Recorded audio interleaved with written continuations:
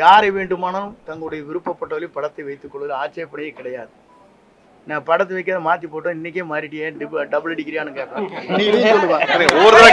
நீங்க என்ன சொல்லுவீங்க?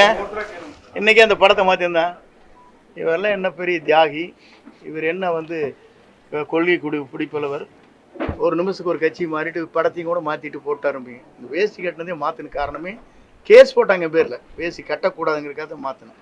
புரியுதுங்களா? படத்தை வச்சு கூட அவங்க சொல்லவே இல்லை. யார் படத்தை வேண்டுமானாலும் வைத்துக்கொள்ளலாம். இன்றைக்கு புரட்சி தலைவர் படமும் அண்ணா படமும் அவருடைய வண்டியிலே எப்படி அலங்கரித்து வரப்படுகிறது, இந்த வண்டியில் எப்படி வருது நீ பார்த்து. தொலைக்காட்சி நண்பர் கேட்டார், 5 நாட்களுக்குள்ளே முடிக்க வேண்டுமா என்று கேட்டார். இல்லை, பேச்சுவார்த்தை துவங்க வேண்டும். 1 மாதமோ 1.5 மாத காலமோ எடுத்துக்கொள்ளுங்கள். அதில் யாரை சேர்த்த வேண்டும் என்பது பொதுச் செயலாளர் முடிவு செய்யட்டும் என்று தெளிவாக சொல்லியிருக்கேன். நான் நீங்க பார்த்திருப்பீங்க நினைக்கிறேன். ஆனால் கெடு என்று போட வைக்கிறதே அவர்தான். முதலில் தெரிந்து கொள்ள வேண்டும். என்னை வெளியேற்ற வேண்டும் நோக்கத்தோடு தான் அதை சரியான முறையில் காயை நகர்த்தி விட்டார். இதுதான் உண்மை. தொலைக்காட்சியில் நான் பேசியது நீங்கள் இன்றைக்கு வேண்டுமானால் போட்டு தெரிந்து கொள்ளலாம்.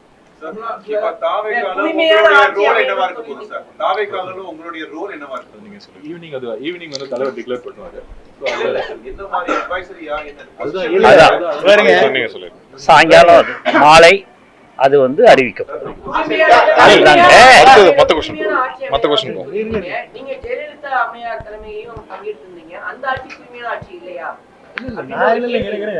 அம்மா இருக்கும் வரை, தலைவர் இருக்கும் வரை தூய்மையான ஆட்சி நடைபெற்றது என்று சொல்ல நான் இல்லை என்று சொல்லவே இல்லையே. நீங்க அவங்களே அடுத்த சப்ஜெக்ட் போறீங்க. புனிதமான ஆட்சி அவங்க 2 பேரும் நடத்தினதுன்னு சொல்லியிருக்கேன். இல்ல நான் சொல்றது இருங்க, நான் சொல்றது இருங்க, நீங்க இல்லைங்க நான் சொல்றேன் கேட்டுக்கணும். நீங்க தயவு செஞ்சு ஒவ்வொருத்தரை கேளுங்க, தனித்தனி கேளுங்க. நான் டைம் கொடுக்குறேன், ஒன்றும் பிரச்சனை இல்லை. அம்மா தலைவருடைய ஆட்சி இதான் நாங்கள் வந்தோம். 2 நாட்களாக நீங்கள் படும் பாடுகள், எவ்வளவு கஷ்டத்தோடு உங்கள் பயணங்களை மேற்கொண்டிருக்கிறீர்கள் என்பதை நான் கண்கூடாக பார்த்தேன். எவ்வளவு இடர்பாடுகளுக்கு இடையில் என்னை பின்தொடர்ந்து வருவது எவ்வளவு கடினம் என்பதையும் தெரிந்து என்னை பல வகையிலே துரத்தி நீங்கள் பிடித்தீர்கள் என்பது எனக்கு தெரியும். அப்படி உழைக்கக்கூடியவர் நீங்கள். உங்களுக்கு வாழ்த்து சொல்வது மட்டுமல்ல, நீங்கள் எல்லோரும் நீண்ட நாட்கள் இறைவனர்களால் எல்லா சிறப்புகளும் பெற வேண்டும் என்ற வாழ்த்துக்களை நான் முதலில் தெரிவித்துக் கொள்கிறேன். தொலைக்காட்சியிலே பணியாற்றுகிற நண்பர்கள், அதேபோல பத்திரிகை நண்பர்கள், ஊடகங்கள் அனைத்துமே ஒவ்வொருவருக்கொரு போட்டி போட்டுக்கொண்டு கடுமையாக உழைத்து அவர் பணியாற்றுகிற அந்த நிறுவனத்திற்கு நற்பெயரை கொண்டு வர வேண்டும் என்பதற்கு நீங்கள் உழைப்பென்பது சால சிறந்ததாக மட்டுமல்ல, எல்லோரும் போற்றுகின்ற அளவிற்கு உங்கள் பணிகள் அமைந்திருக்கிறது. அதற்காக எல்லோருடைய சார்பாக என்னுடைய வாழ்த்துக்களையும் பாராட்டுகளையும் நான் தெரிவித்துக் கொள்கிறேன். இன்று அனைத்து இந்திய அண்ணா திராவிட முன்னேற்ற கழகத்தில் புரட்சித் தலைவரால் நான் அடையாளம் காட்டப்பட்டவர். 1972 இந்த இயக்கம் துவங்குகிற போது தலைவருக்கு பின்னாலே அணிவகுக்கின்ற தொண்டர்களில் நான் ஒருவன். புரட்சி தலைவரால் ஈர்க்கப்பட்டு 75 பொதுக்குழு கோவையிலே பிரசிடென்ட் ஹாலிலே நடைபெறுகிற போது அதற்கு முழு பொறுப்பையும் அண்ணன் அரங்கநாயகம் மணிமாறன் என்னிடத்திலே ஒப்படைத்தார். அந்த பணிகளை தலைவர் பாராட்டுகின்ற அளவிற்கு அந்த பணிகளை நாங்கள் முடித்து அவர் இருக்கின்ற சத்யா ஸ்டுடியோவிலே சந்திக்கின்ற போது அவர் என்னை கட்டிப்பிடித்து தழுவி, ஒரு இளைஞராக இருக்கிற நீங்கள் இந்த பணிகளை ஆற்றியிருக்கிறீர்கள், நான் பாராட்டுகிறேன் என்று பாராட்டினார். அப்போதெல்லாம் எதிர்கட்சியை சார்ந்தவர் சொன்னார்கள், இந்த கட்சி 100 நாட்கள் கூட நடக்காது, 100 நாட்களிலே 100 நாள் படம் என்று சொல்வார்களே, அதை போல மறைந்து விடும் என்று சொன்னார். ஆனால் பேரறிஞர் அண்ணா அவர்களால் பாராட்டப்பட்டவர் புரட்சி தலைவர். அண்ணா அவர் சொல்லுகிற போது, இந்த இயக்கம் இன்றைக்கு வெற்றி பெற்று இருக்கிறது, என்னை நீங்கள் காண வந்திருக்கையில் நான் முதலமைச்சர் என்ற முறையில் என்று சொல்லி என்னை வெற்றி வைத்தவர் குண்டடி விட்டு கிடக்கிறார், அவரை பார்த்து விட்டு வாருங்கள் என்று அண்ணாவால் அடையாளம் காட்டப்பட்டுள்ள பாராட்டுதலை பெற்றவர் புரட்சித் தலைவர். அவர் தன்னுடைய காலத்திலிருந்து அவருடைய பணிகள் என்பது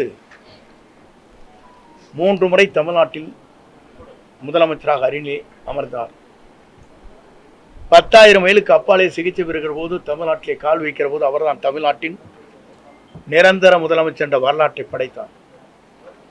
அந்த தலைவர் மறைந்ததற்கு பிறகு இயக்கம் 2 கூறுகளாக போகிற போதுதான் 1987 புரட்சித் தலைவர் அம்மாவுடைய வழியிலே நான் பயணத்தை மேற்கொண்டேன். புரட்சித் தலைவர் அம்மா அவர்களும் அவருடைய சுற்றுப்பயணமாக இருந்தாலும் சரி, பல்வேறு ஆலோசனைகள் கேட்கின்ற போது பல்வேறு நண்பர்களோடு நானும் இணைந்து அந்த பணிகளை நான் மேற்கொண்டிருக்கிறேன். புரட்சித் தலைவரால் பாராட்டுதலை பெற்றிருக்கிறேன். எம்மையுமே தன்னுடைய தலையிலே விழுகிறது என்றாலும் கூட சறுக்காமல் வழுக்காமல் இந்த இயக்கத்திற்காகவும் எனக்காகவும் தன்னை அர்ப்பணித்தவர் என்று ஒரு பெரிய கேசட்டி உங்களுக்கு தெரியும். என்னுடைய திருமணத்திலே மட்டுமல்ல, திருச்சியில் நடைபெற்ற நிகழ்ச்சியில் கூட அந்த அளவுக்கு பாராட்டினார். ஆனால் இன்றைக்கு இருக்கிற நிலைகள் வேறு. இன்றைக்கு நான் அதை சொல்வதற்கு காரணம், புரட்சித் தலைவர் அம்மா மறைவுக்கு பிறகு ஆட்சி நடத்தினோம். நடத்தியதற்கு பிறகு காலச்சூழல்களில் பல்வேறு கூறுகளாக 3 கூறுகளாக இயக்கம் பிரிந்தது. நாங்கள் அனைவரும் ஒன்றாக இணைய வேண்டும் என்ற நோக்கத்தோடு தான் நாங்கள் எல்லோரும் அந்த கருத்துக்களை வலியுறுத்தினோம். ஆனால் அந்த கருத்துக்கள் பரிமாறப்பட்டதை தவிர செயல்படுத்த இயலவில்லை. ஆகவேதான் இன்றைய சூழ்நிலையில் ஒரே ஒரு கருத்தை நான் சொல்ல விரும்புகிறேன். நான் என்று ஒருவன் நினைத்தால் ஆண்டவன் தான் என்று கண்டித்து விடுவார், பார்த்துக் கொள்வார். ஆண்டவன் தான் என்று பார்த்துக் கொள்வார். இதுதான் இன்றைய சூழ்நிலை. இறைவன் எல்லோருக்கும் மேலே இருக்கிறான். இறைவன் நம்மை கண்காணித்துக் கொண்டிருக்கிறான். ஆகவேதான் அந்த அடிப்படையில் என்னுடைய பயணங்களை மேற்கொள்கிற போது முதலே பொறுப்புகளை எடுத்தார்கள். எல்லோரும் ஒருங்கிணைக்கப்பட வேண்டும் என்று நான் தேவர் ஜெயந்திக்கு சென்று எல்லோருடையும் பேச வேண்டும் என்ற நோக்கத்தோடு தான் இந்த நிகழ்ச்சிக்கு நான் சென்றேன். சென்று திரும்பி 2 நாட்களுக்குள்ளேயே உறுப்பினர் பதவி கூட எடுத்து விட்டார். 50 ஆண்டு கால வரலாற்றில் இந்த இயக்கத்திற்காக ஏற்றத்தாழ்வுகளை சந்தித்த எனக்கு கிடைத்த பரிசுதான் உறுப்பினர் பதவி கூட எடுக்கப்பட்டிருக்கிற நிலை இருக்கிறது. என்னோடு மட்டுமல்ல, என்னை சார்ந்தவரும் அந்த பதவிகளை எடுத்தார். அதோடு அவர் நின்று விடவில்லை. மகேஷ் என்பவர் அவருடைய தந்தை மாமன் ஒரு விபத்திலே இறந்து விட்டார். காங்கேயத்திற்கு அருகாமையில் அவருடைய இல்லத்திற்கு சென்ற துக்கத்தை விசாரித்தவுடன், நீ ஏன் அனுமதித்தார் அவரை என்று அடிப்படை உறுப்பிலிருந்து அவர் நீக்கப்பட்டார். துக்கத்துக்கு செல்வதே, வேதனைக்கு சென்று விசாரிப்பதே தவறு என்று அந்த இளைஞரை ஒரு பொறுப்பிலே இருக்கின்றவரை அடிப்படை உறுப்பிலிருந்து நீக்கப்பட்டது என்பது இதுவரையிலும் தமிழகத்தின் வரலாற்றில் நடைபெறாத ஒன்று என்பதை நான் இந்த நேரத்தில் சுட்டிக்காட்ட விரும்புகிறேன். அதற்கு பிறகு என்னுடைய முடிவை பொறுத்தவரையிலும் இன்றைக்கு தெளிவான முடிவுகளை மேற்கொண்டுதான் நேற்றைய தினம் சட்டமன்ற உறுப்பினருடைய பதவியை ராஜினாமா செய்துவிட்டு இன்றைக்கு கழகத்திலே, தமிழக வெற்றி கழகத்தில் நான் இணைந்திருக்கிறேன். ஏன் இங்கே இணைந்தார்கள் என்ற ஒரு கேள்வி கூட கேட்கக்கூடும். இதற்கு காரணங்கள் இருக்கிறது. இன்று திமுக வேறல்ல, அண்ணா திமுக வேறு என்பது அல்ல, உங்களுக்கு தெரியாத ஒன்றல்ல. இரண்டும் ஒன்றாக இணைந்துதான் பயணங்களை மேற்கொண்டு வருகிறார் என்பதை நாடறிந்து கொண்ட ஒன்றாக இருக்கிறது. இதை ஊடக நண்பர்களுக்கு நன்றாக தெரியும். ஏனென்று சொன்னால், நாட்டில் நடைபெறுகிற நிகழ்ச்சி தேர்தல் களத்தில் இருக்கின்ற போது ஆளுநரிடத்திலே கொடுக்கப்பட்ட மனு, அதற்கு பிறகு நாங்கள் என்ன நடவடிக்கை மேற்கொள்கிறோம் என்று சொன்னதோடு சரி, அதற்கு பிறகு அவங்களுடைய பயணங்கள் எப்படி இருக்கிறது, எப்படி நடைபெறுகிறது என்பதை பத்திரிகை நண்பர்களுக்கோ மக்களுக்கோ நான் சொல்ல தேவையில்லை. ஆனால் என்னுடைய பயணத்தை பொறுத்தவரையிலும் ஒரு தூய்மையான ஆட்சி தமிழகத்திலே மலர்வதற்கு வெற்றி கழகம், இன்றைக்கு தமிழக வெற்றி கழகம் இளவல் நம்முடைய வெற்றி பயணத்தை மேற்கொண்டிருக்கிற விஜய் அவர்கள் ஒரு மாபெரும் இயக்கத்தை உருவாக்கி மக்கள் மனதிலே இடம்பெற்றிருக்கிறார். இங்கே வந்த பத்திரிகை நண்பர்களே அவருடைய குழந்தைகளை கேட்டால் சொல்லும். பள்ளிக்கு செல்கிற குழந்தையாக இருந்தாலும் கல்லூரிக்கு செல்கிற குழந்தையாக இருந்தாலும் கூட அப்பா அம்மா இந்த முறை அவருக்கு ஓட்டளிகள் என்று கேட்கின்ற நிலை தமிழ்நாட்டிலே பல்வேறு இடங்களிலே பல்வேறு செய்திகள் வந்து கொண்டிருக்கிற நிலை என்னிடத்திலே சொல்லியிருக்கிறார். என்ன காரணம்? ஒரு மாற்றம் தமிழகத்திலே வேண்டும். தமிழகத்திலே ஒரு புதிய மாற்றத்தை உருவாக்கப்பட வேண்டும். தமிழகத்திலே இவர் மட்டும்தான் ஆள வேண்டுமா? ஏன் ஒருவர் மற்றவர் நல்ல புனித ஆட்சியை நடத்துவதற்கு, ஒரு தூய்மையான ஆட்சியை நடத்துவதற்கு ஒருவர் தேவை என்ற எண்ணம் மக்கள் மனதிலே நிறைந்திருக்கிறது என்பதுதான் இந்த தமிழகம் வெற்றி கழகம் இன்றைக்கு பயணத்தை மேற்கொள்கிற போது அது வெற்றி பயணமாக நடைபெற்று கொண்டிருக்கிறது. குறிப்பாக இதை நான் சொல்வதற்கு காரணம், எல்லா நாடுகளிலும் எல்லா மாநிலங்களிலும் பல்வேறு மாற்றங்கள் உருவாகி கொண்டிருக்கிறது. டெல்லியை எடுத்துக்கொண்டாலும் கூட 2 கட்சிகள் தான் பெரிய கட்சி என்கிற போது அன்றைக்கு மாற்றங்கள் உருவாக்கப்பட்டது. ஆம் ஆத்மா வந்தது, ஆம் ஆத்மா சொன்னது. அதே நேரத்தில் பஞ்சாபிலே கூட காங்கிரஸ் 2 கட்சிகள் போட்டி போட்டுக் கொண்டிருக்கிற போது இடையிலே மற்றொரு கட்சி அங்கே வருகின்ற வாய்ப்பு அங்கே உருவாக்கப்பட்டது. இதையெல்லாம் நான் எதற்காக சொல்லுவேன் சொன்னால், மக்கள் மாற்றத்தை விரும்புகிறார். ஒரு தூய்மையான ஆட்சி தமிழகத்திலே கொண்டு வர வேண்டும், ஒரு மாற்றங்கள் தேவை என்ற நோக்கத்தோடு தான் இந்த பயணங்களை அவர் மேற்கொண்டிருக்கிறார்கள். இந்த பயணம் என்பது உங்கள் தொலைக்காட்சி நண்பர்கள் மட்டுமல்ல, மக்கள் இன்றைக்கு முழு மனதோடு வரவேற்றிருக்கிறார்கள். வரவேற்பு மட்டுமல்ல, வெற்றியை சூடுவதற்கு காத்து கொண்டிருக்கிறாள், நேரத்தை பார்த்து கொண்டுதான். ஆகவே 2026 என்பது மக்களால் வரவேற்கப்படுகிற, மக்களால் ஏற்றுக்கொள்ளப்படுகிற, மக்களால் உருவாக்கப்படுகிற ஒரு புனித ஆட்சி தமிழகத்தில் உருவாகுவதற்கு நம்முடைய வெற்றி கழகத்துடைய தலைவர் அன்பிற்கினிய இளவல் விஜய் அவர்கள் வெற்றி பெறுவார்கள். 2026 மக்களால் மாபெரும் புரட்சி உருவாகி வெற்றி என்ற இலக்கை அவர் எட்டுவார் என்பதை மட்டும் நான் இந்த நேரத்திலே உங்களுக்கு பணிவன்போடு தெரிவித்து, வருகின்றிருக்கிற தொலைக்காட்சி நண்பர்கள், ஊடக நண்பர்களுக்கு என் வாழ்த்துக்களையும் நன்றியும் பாராட்டுதலையும் தெரிவித்துக் கொள்கிறேன். நன்றி, வணக்கம்.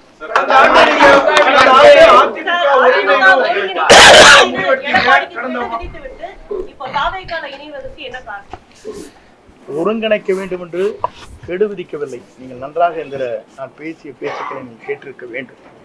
இதனை கேட்காதையே நீங்களாக போட்டுவிட்டு ஹெட்லைன் போட்டுவிட்டு 5 நாட்கள் தான் அவகாசம் கொடுத்திருக்கிறார் என்று சொன்னீர்கள். அதில் முழுமையாக நீங்கள் பார்க்க வேண்டும். அப்போது தொலைக்காட்சி நண்பர் கேட்டார், 5 நாட்களுக்குள்ளே முடிக்க வேண்டுமா என்று கேட்டார். இல்லை, பேச்சுவார்த்தை துவங்க வேண்டும். 1 மாதமோ 1.5 மாத காலமோ எடுத்துக்கொள்ளுங்கள். அதில் யாரை சேர்த்தலாம், சேர்த்த வேண்டும் என்பது பொதுச் செயலாளர் முடிவு செய்யட்டும் என்று தெளிவாக சொல்லியிருக்கேன். நான் நீங்க பார்த்திருப்பீங்க நினைக்கிறேன். ஆனால் கெடு என்று போட வைத்ததே அவர்தான். முதலில் தெரிந்து கொள்ள வேண்டும். என்னை வெளியேற்ற வேண்டும் நோக்கத்தோடு தான் அதை சரியான முறையில் காயை நகர்த்தி விட்டார். இதுதான் உண்மை. தொலைக்காட்சியில் நான் பேசியது நீங்கள் இன்றைக்கு வேண்டுமானால் போட்டு தெரிந்து கொள்ளலாம்.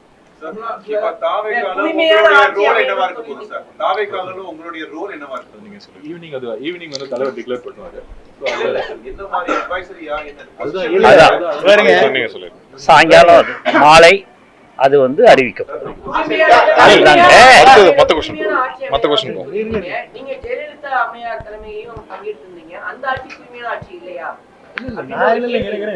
அம்மா இருக்கும் வரை, தலைவர் இருக்கும் வரை தூய்மையான ஆட்சி நடைபெற்றது என்று சொல்ல நான் இல்லை என்று சொல்லவே இல்லையே. நீங்க அவங்களே அடுத்த சப்ஜெக்ட் போறீங்க.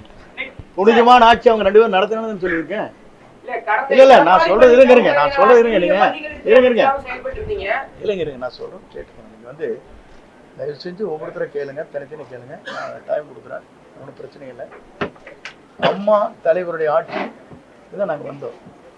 அவங்க ஆட்சிக்கு பிறகுதான் நாங்கள் ஆட்சியிலே வந்தோங்கிறது உங்களுக்கு தெரியாதுல்ல. அவர் அப்படி ஆட்சி நடத்தினால 5 முறை அவங்க ஜெயிச்சாங்க, தலைவர் 3 முறை ஜெயிச்சாங்க. அது புனித ஆட்சியிலேயும் நீங்கள் என்ன இந்த கேள்வி கேட்டு மடக்கூடாது. நான் புனித ஆட்சியிலேயும் சொன்னேன்னா, நீங்களாம் ஒரு கேள்வி கேட்டு அதை பதிலாக பெற்று அதற்கு பிறகு பத்திரிகை திரித்து போட்டி அது என்னையெல்லாம் டேமேஜ் பண்ண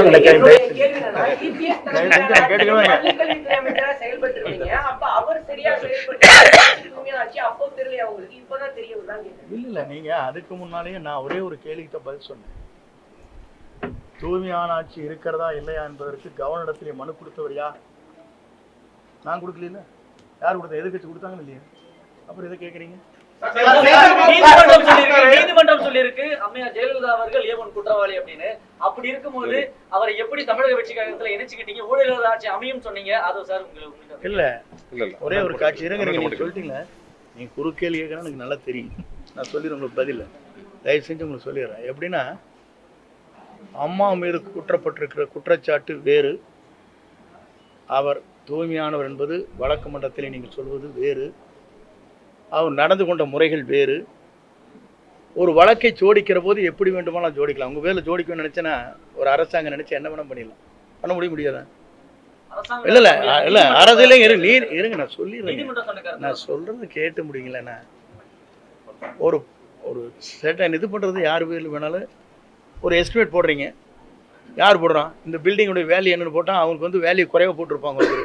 அவங்களுக்கு வேண்டிய நண்பர்கள் இருப்பாங்க, அவங்க வந்து வேல்யூஷன் போடுவாங்க. வீடு ஒரு வேல்யூஷன் என்ன போடுவாங்க உங்களுக்கு தெரியாதா? உங்கள் நண்பர் வந்து உங்களுக்கு வந்து 100 செங்கல் அனுப்பிச்சா ஒரு நண்பர், ஒரு 100 மூட்டை சிமெண்ட் அனுப்பிச்சா உங்களுக்கு அதெல்லாம் எஸ்டிமேட்டில் வருமா? ஒரு வேல்யூஷன் போடுறது பிடபிள்யூங்க. ஆனால் கன்ஸ்ட்ரக்ஷன் செய்கிறது வந்து அவங்க வந்து குறைந்த விலையில் செய்ய முடியும்.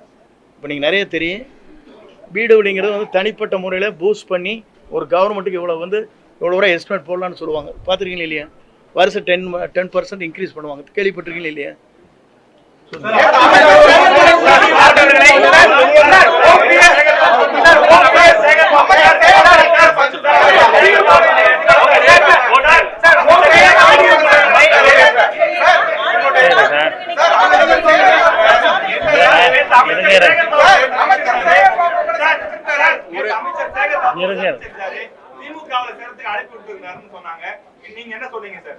திராவிட முன்னேற்ற கழகத்தோ தேசிய கட்சிகளோ மாற்றுக் கட்சிகளோ என்னை யாரும் சந்திக்கவில்லை, சந்தித்து பேசவில்லை. உங்கள் கருத்து மட்டும்தான் பேசியதாகவும். எங்கிட்ட படம் இருக்குதான் காட்டுங்க. நானும் சேகர்பாபு இருங்க, சபாநாயகர் பார்த்து கரெக்டுங்க. நானும் சேகர்பாபு பேசிருக்கேன். ஒரு படம் வந்துருக்கா? காட்டுங்க, கண்ணு காட்டுங்க. இல்ல இல்ல நான் காட்டுங்க, நான் சொல்லிடுறேன் பதில். நான் யாரையுமே திராவிட முன்னேற்ற கழகமோ மாற்றுக் கட்சியோ பிஜேபியோ யாருமே என்னை அணுகவில்லை. அணுகுதியாக இருங்க. அணுகுதியாக இருந்தால் இல்ல இருங்க. சும்மா நீங்க எதோ சொல்லிட்டு கூடாது. நீங்க பாட்டுக்கு ஒரு கற்பனை உலகத்திலிருந்து பேசக்கூடாது. ஆகாயத்துல வந்து இருங்க நான் கேளுங்க, தயவு செஞ்சு இருங்க கேளுங்க. பார்த்த மாதிரி ஒரு படம் காட்டினு நான் பதில் சொல்றேன்.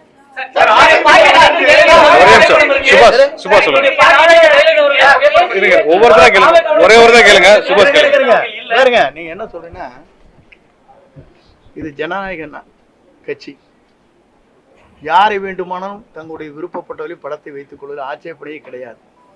நான் படத்தை வைக்கிறத மாத்தி போட்டோம், இன்னைக்கே மாறிட்டியே டபுள் டிகிரியான்னு கேட்பேன். நீ சொல்லுவா, நான் பேசுகிறேன்.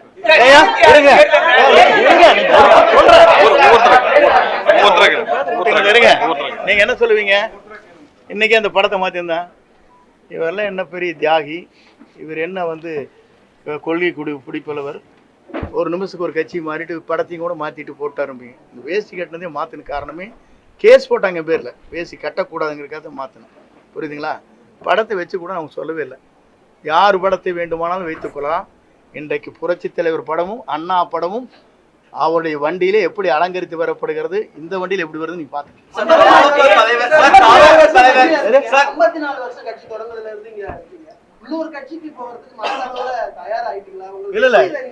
இல்ல நான் சொல்றது கேளுங்க. ஒரு இயக்கத்திலே நான் பணியாற்றுவது, முழுமையாக அந்த இயக்கத்தில் இருக்கும் வரை அடிக்கடி நல்லா ஜம்ப் பண்ணல பண்ணிருக்கேன்னா, தினம் ஒரு கட்சிக்கு போயிருக்கேன்னா நான் கோறேன். இன்னைக்கு வந்ததுக்கு காரணமே ஒரு புதியமான ஒரு மாற்றத்தை உருவாக்குவதற்கு ஒரு பயணத்தை மேற்கொண்டிருக்கிறார்கள். மக்கள் வரவேற்பு, மாபெரும் வரவேற்பு. நீங்கள் பார்க்குறீங்க, உங்கள் டிவி கேரளா என்ன சொல்கிறாங்க சேனலில், எங்களுக்கு என்ன வந்திருக்கு சொல்கிறாங்க, 1 கோடி பேர் பார்க்குறாங்க எங்கள் சேனலை. நாங்கள் அதனால தான் 10 சேனல் போட்டு இறங்குற இடத்துலையும் எடுக்கிறோம், நிற்கிற இடத்துலையும் எடுக்கிறோம், அங்கேயும் எடுக்கிறோம். நீங்கள் தானே சொல்கிறீங்க. எனக்கு சொன்ன ஒரு ஓனர் சொல்லியிருக்காரு, 4 ஓனர் கேட்டுக்கிறீங்களா இல்லையா? நாங்கள் அதுக்கு தான் முடிக்க உங்களை படம் எடுத்துகிட்டு இருக்காரு அவரை அப்படிங்கிறாங்க. 10 சேனல் போடுறாங்கிறாங்க. யாராச்சும் போடுறாங்களா? இறங்குற இடத்துல எடுக்கிறீங்க, ஹெலிகாப்டர்ல எடுக்கிறீங்க, ஓடுற கூட எடுக்கிறீங்க, அங்கேயும் நிற்கிற போது எடுக்கிறீங்க, சுற்றி எதுக்காக எடுக்கிறீங்க? அப்போ மக்கள் வரவேற்கிறாங்க நோக்கம் தானே அது. வெளிப்படைத்தன்மை இல்ல, அதனால எடுக்கிறோம் சார். இல்ல வெளிப்படைத்தன்மை இல்ல, வேற இருங்க. வெளிப்படைத்தன்மை இல்லைன்னு சொன்னா டெல்லி எடுத்துக்க வேண்டியதானே? டெல்லியில் வெளிப்படைத்தன்மையோட வந்தது காருக்குள்ள, அதெல்லாம் எடுத்து காட்ட வேண்டியதானே?